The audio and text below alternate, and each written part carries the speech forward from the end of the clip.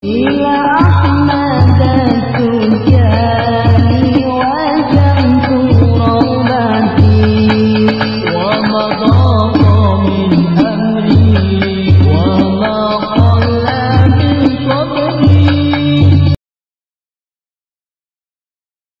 Klasifikasi nafsu manusia yang sebagian orang beranggapan seakan-akan nafsu ini yang bikin manusia celaka. Padahal ya nafsu itu mempunyai 7 derajat atau ada 7 macam nafsu manusia. Kemudian yang cenderung mencelakakan hanya satu, yaitu nafsu ammarah. Cuma karena ini yang banyak dialami oleh manusia, maka ya banyak orang celaka gara-gara nafsu ammarah ini. Seakan-akan ya, nafsu ini akhirnya dikambing hitamkan, yang mencelakakan manusia hanya nafsu. Padahal nafsu itu sendiri hakikatnya adalah ruh manusia. Cuma ini pembahasannya sangat luas. Ya, jadi sedikit saya ungkap. Awalnya manusia oleh Allah Subhanahu wa taala diciptakan dalam bentuk cahaya. Jadi dalam bentuk cahaya, dan ini hanya Allah yang tahu hakikatnya. Sama Rasulullah sallallahu alaihi wasallam tidak ada yang tahu selain beliau. Berikutnya cahaya ini oleh Allah dikeluarkan dari alam yang super gaib ke alam gaib. Ya, karena gaib itu sendiri juga berlapis-lapis. Orang menganggap gaib, ya, padahal kegaiban itu sendiri juga berlapis-lapis. Ya, setelah dikeluarkan dari alam yang super gaib, ya, ada di alam yang super gaib, namanya alam arwah, alam rohani. Nah, ketika di alam super gaib ini namanya cahaya, setelah ke alam namanya hakikat Muhammadiyah, alam super gaib, ya, tapi sudah ya kegaibannya tidak segaib pada level pertama yang mempunyai 3 level kegaiban yang hanya Allah yang tahu. Maka ketika dikeluarkan dari alam super kegaiban ini ke alam super gaib, berubah posisinya bernama ar-ruh. Jadi bernama ruh. Nah, ketika ada di alam ini dipecah jadi 2 oleh Allah Subhanahu wa taala, ya. Panjang ceritanya, akhirnya yang ya ruh ini ada 2 macam. Ada nisbat nuroniyah, ada nisbat zulmaniyah. Jadi ruh ya, yang berasal dari cahaya terang dan cahaya kegelapan. Ya, dari cahaya terang inilah Allah ciptakan surga, malaikat, dan semua kebaikan. Kemudian dari kegelapan ini Allah ciptakan ya setan, termasuk neraka dan lain sebagainya. Yang mana yang tadi ini masih di alam gaib juga. Kemudian diturunkan dari ruh, dikasih hijab oleh Allah sehingga bernama akal. Sehingga kalau ruh ini tidak ada jejak sama sekali, saking gaibnya tidak ada jejaknya. Tapi kalau sudah akal, sudah ada jejaknya. Apa jejaknya? Pemikiran. Sehingga sampai sekarang orang yang akalnya cerdas mempunyai jejak pemikiran. Ini pemikiran si A, si B, dan lain sebagainya. Kemudian dibungkus lagi akal ini oleh Allah. Maka setelah dibungkus lagi dengan cahaya yang lebih redup, berubah namanya. Namanya kolbun atau kolbu atau hati. Jadi hati ini perkara gaib. Adapun jantung itu hanya tempatnya Allah meletakkan anasir kegaiban yang namanya hati. Sehingga karena jantung ini yang mendapatkan dijadi tempat itu, maka jantung yang ngalamin segala sesuatu. Sehingga ketika menerima sesuatu yang sangat membahagiakan, gemeter juga. Kemudian yang dagdikduk jantungnya, yang menakutkan yang dagdikduk jantungnya. Dapat duit banyak, dagdikduk jantungnya. Ketemu cewek cakep yang dagdikduk, nah, kalau yang ini langsung senyum.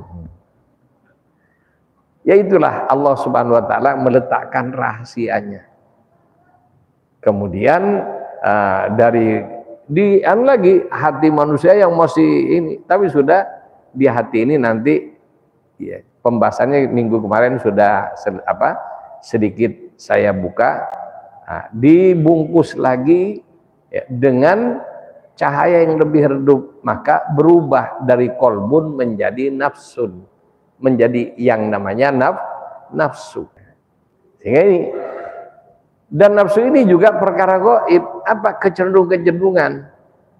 Maka oleh Allah Subhanahu wa taala nafsu ini dibungkus kembali yang akhirnya bernama jasad, di mana jasad itu terdiri dari 4 anasir yang dhahir, setengah dhahir, setengah gaib dan gaib. Yang dhahir apa? Unsur tanah yang melahirkan nafsu namanya lawwamah. Kemudian ada unsur api. Ya, api ini kegaibannya ya bisa dilihat, tapi coba dipegang, tidak ada, rasanya panas. Tapi seperti apa hakikat api kita nggak tahu. Tahu bentuknya, tahu rupanya, tapi dipegang tidak bisa. Ada nyalanya, dan itulah makanya jin itu kegaibannya tidak mutlak. Sehingga banyak jin yang ya kadangkala bisa berinteraksi dengan manusia atas izin Allah. Kemudian ya itulah melahirkan nafsu dalam diri manusia namanya ammarah. Kemudian di samping ada tanah dan api, juga ada unsur air. Ya, jadi yang dari kegelapan ini yang paling real itu jadi tanah, kemudian yang setengah gaib jadi api. Jadi api dan tanah ini dari unsur kegelapan. Kemudian sebaliknya dari unsur cahaya, maka ketika puncaknya dipadatkan cahaya jadilah air. Sebelum jadi air, ya, cahaya air itu ketika digaibkan jadilah udara, jadi udara. Makanya tubuh manusia terdiri dari 4 unsur ini, fisik manusia, nah, yaitu api, tanah, air dan udara.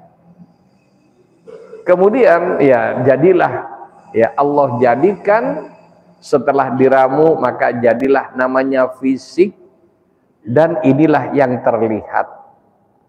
Setelah tampil dalam kondisi fisik itu baru bernama manusia, yang Allah menyatakan kepada para malaikat dan sempat diprotes oleh malaikat, inni ja'ilun fil ardi khalifah, aku akan menjadikan manusia sebagai khalifah di muka bumi. Malaikat sempat protes. Bagaimana protes malaikat? Ataj'al fiha may yufsidu fiha wa yasfikud dima.